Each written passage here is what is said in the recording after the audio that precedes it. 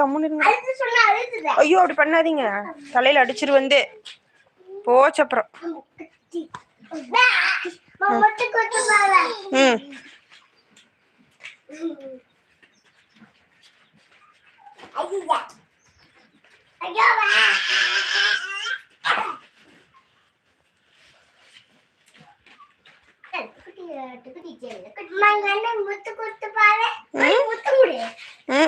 நீ அடிச்சிருது.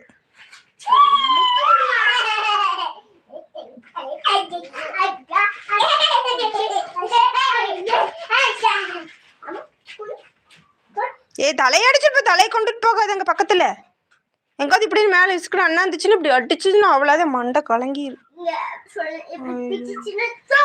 ஆமா டோமுன்னு தூக்கிடு. எதுக்குமா?